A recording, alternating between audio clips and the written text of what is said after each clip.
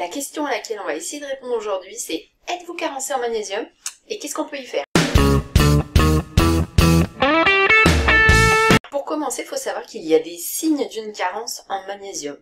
Là où on va pouvoir le noter assez rapidement, c'est sur les crampes musculaires. Quand on manque de magnésium, on va avoir tendance à avoir des crampes, des spasmes musculaires.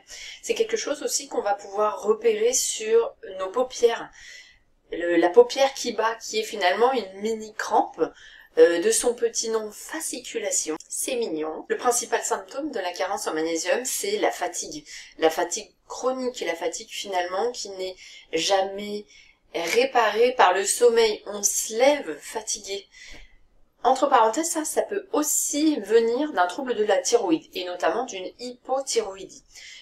Quoi qu'il en soit, quand on a une fatigue chronique, il faut investiguer. Mais le magnésium peut être à l'origine de cette fatigue. Il a une particularité dans les troubles du sommeil, c'est que lorsqu'on est carencé, on va avoir tendance à faire des réveils précoces, à se réveiller un peu automatiquement entre 3 et 4 heures du matin. Les fourmillements au bout des doigts, des mains mais aussi des pieds, un syndrome prémenstruel accru avec des troubles de l'humeur mais aussi des douleurs qui sont importantes. Et enfin une sensation d'oppression ou d'angoisse qu'on va ressentir au niveau de la poitrine. Il faut savoir qu'on est énormément à être carencé en magnésium en Europe et plus particulièrement en France. Il y a une grande étude qui a été menée il y a quelques années, l'étude Suvimax, qui a montré que nous étions environ 75% à manquer de magnésium. 20% de ceux-là étaient vraiment carencés en magnésium avec des symptômes plutôt important et mesurable. Mais ce qu'il faut retenir, c'est que on n'est pas loin de 80%, parce que c'était un peu plus de 75%, à nécessiter un apport en magnésium supplémentaire. Avant de savoir où est-ce qu'on peut en trouver, il faut d'abord savoir à quoi il sert.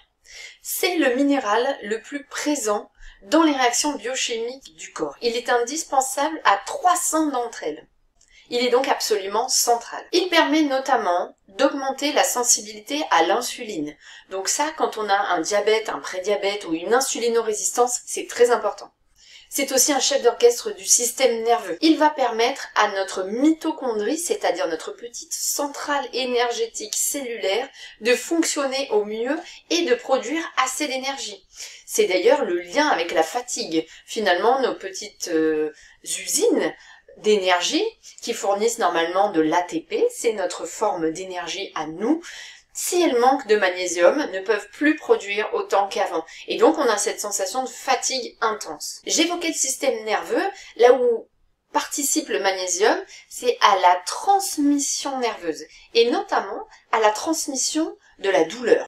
En effet, il va faire arriver le signal jusqu'aux récepteurs NMDA qui se trouvent dans le cerveau et qui eux aussi sont magnésium dépendants et qui vont interpréter la douleur. Donc, manquer de magnésium, ça va accroître le phénomène douloureux. C'est aussi quelque chose d'intéressant dans les pathologies douloureuses chroniques comme l'endométriose, le syndrome des ovaires polykystiques ou la fibromyalgie par exemple. Il sert aussi à la régulation et à la libération de nos neurotransmetteurs. Les neurotransmetteurs, ce sont de petits messagers chimiques qui vont jusque dans nos neurones, qui vont avoir toute leur fonction dans la synapse, c'est-à-dire l'espace qu'il y a entre deux neurones. Et le magnésium va aider à la mise en œuvre de ce qui provoque la relaxation, la détente, la zénitude, c'est-à-dire la sérotonine et le GABA notamment. Donc quand il n'y en a pas assez, on se sent stressé, on se sent mal, on peut même aller vers de la dépression. Des études ont montré que les gens dépressifs manquaient de magnésium.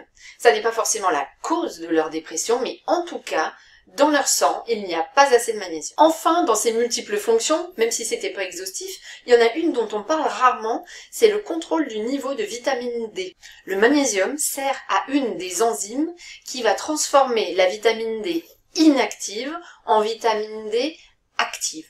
Donc, si on est carencé en magnésium, on n'a pas la possibilité de synthétiser cette vitamine D. Si jamais vous êtes carencé en vitamine D, ce qui est également extrêmement fréquent, là on atteint les 85% de la population, pensez du coup à prendre du magnésium en même temps. Il y a des profils types à manque de magnésium. Les stressés chroniques, les personnes qui ont des charges mentales élevées, toujours quelque chose dans la tête, une anxiété qui est importante. Aussi en termes de personnalité, des gens qui vont se mettre la barre très haute, un perfectionnisme latent, des ruminations, le fait de se refaire le film de la journée ou de la soirée en se disant qu'on aurait pu faire de manière différente. Tous ces traits de personnalité, du coup, vont favoriser un environnement de stress chronique, avec toutes les petites molécules qui vont avec, c'est-à-dire le cortisol, l'adrénaline, qui vont augmenter l'excrétion rénale des minéraux, du calcium, mais aussi du magnésium. Donc, au plus on est stressé ou anxieux, au plus notre magnésium fuit. En réalité, on l'urine. Et au plus on manque de magnésium, au plus on est stressé. C'est le serpent qui se mord la queue, quoi. Dans les profils carencés, il y a aussi les sportifs de haut niveau évidemment, mais aussi les gens qui pratiquent des sports de manière intensive et régulière. Il y a une étude très intéressante qui a montré que si les sportifs se supplémentent en magnésium durant l'entraînement, c'est-à-dire qu'ils rajoutent un peu de magnésium en poudre dans leur gourde, leur performance et leur récupération musculaire va être beaucoup plus importante. En fait, il augmente le glucose sanguin, ce qui va permettre une meilleure alimentation des muscles, et en plus il fait baisser le niveau de lactate, donc le fameux acide lactique qui va pouvoir vous donner des courbatures. Dans les éléments qui peuvent aussi faire baisser notre taux de magnésium, il y a la prise de certains médicaments. Les IPP, notamment les inhibiteurs de la pompe à protons, dont on se sert pour lutter contre l'acidité gastrique, les antihypertenseurs, mais aussi l'alcool et le tabac. Pour lutter contre cette carence, il y a deux possibilités, soit l'alimentation, soit la complémentation. Là, dans l'alimentation, vous allez pouvoir trouver du magnésium dans les légumineuses, donc les lentilles, les pois chiches, les haricots secs, dans les oléagineux, les amandes, les noix, les graines en tout genre, les graines de courge aussi, dans les céréales complètes, le blé complet notamment, ou n'importe quelle céréale complète, blé complet, attention à l'inflammation, le chocolat noir, et ça c'est assez connu, on n'abuse pas, hein, on peut pas récupérer sa carence en magnésium en mangeant 3 plaquettes de chocolat par jour. Ça va vous faire prendre du poids, ça va augmenter votre glycémie, et en plus le chocolat noir, parce qu'on parlait bien du chocolat noir, contient énormément de caféine, donc vous n'allez plus dormir. Il y en a aussi en quantité intéressante dans la banane ou dans les huîtres. Certaines eaux sont réputées être riches en magnésium. En réalité, le magnésium qui finit dans votre estomac n'est plus réellement un magnésium actif, plus vraiment un magnésium vivant. Il semble donc que ce soit pas la méthode idéale pour remonter son taux de magnésium. Rien n'empêche, si vous les aimez bien, c'est le cas de l'épar notamment, de la rosana, d'en boire un peu, mais de toute manière, ces eaux qui sont hyper minéralisées ne doivent être consommées que de manière épisodique, ça surcharge sinon vos reins, votre fonction rénale. L'alimentation, c'est bien et c'est indispensable, mais il faut être honnête, si vous avez une vraie carence en magnésium, ça ne suffira pas. Dans ce cas-là, il faudra passer temporairement par une complémentation. Mais dans ce cas, il faut choisir de bonnes formes de magnésium parce qu'elles ne se valent pas toutes. Il y a très longtemps, on utilisait des sels de magnésium. Ils sont encore utilisés aujourd'hui plutôt comme des médicaments parce qu'ils ont un effet laxatif très puissant. Puis ensuite sont arrivés les magnésiums que l'on dit chélatés, c'est-à-dire qu'ils sont liés à un acide aminé. Ils ont une biodisponibilité qui est déjà beaucoup plus importante que le précédent, de 15 à 20%. Même si ça paraît pas beaucoup. Et enfin, il y a une dizaine d'années est arrivée une troisième famille de magnésium, ce que l'on nomme les bisglycinates ou glycérophosphates. Cette dernière famille est de loin la plus biodisponible dans les études. Mais il faut savoir que selon qui nous sommes, selon notre organisme, nous n'allons pas assimiler de la même manière les différents types de magnésium.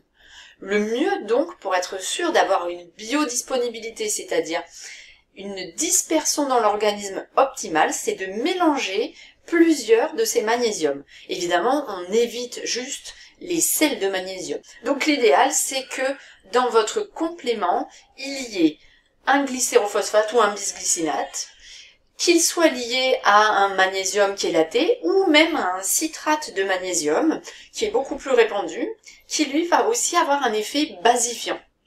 C'est-à-dire, il va aider votre corps à maintenir son équilibre acido-basique. Ce qui est très important finalement dans la rétention des minéraux. Parce que quand notre corps s'est acidifié, eh bien on urine nos minéraux. Mais j'y reviendrai dans une prochaine vidéo. Pour que la biodisponibilité soit total, il faut aussi ajouter les cofacteurs du magnésium, c'est-à-dire la vitamine B6 et la taurine. Les compléments existent sous différentes formes, ils existent en gélules, mais aussi en sachet, en poudre à diluer. Il n'y a quasiment aucun risque de faire un surdosage en magnésium. C'est arrivé quelques fois aux États-Unis, parce qu'ils ont des complémentations qui sont incroyablement n'importe quoi, et dans lesquelles on trouvait 20, 30, 40 fois la dose journalière recommandée, et effectivement, au bout de 3 mois d'une prise de 50 fois la dose journalière recommandée, les gens finissaient par avoir des symptômes assez envahissants.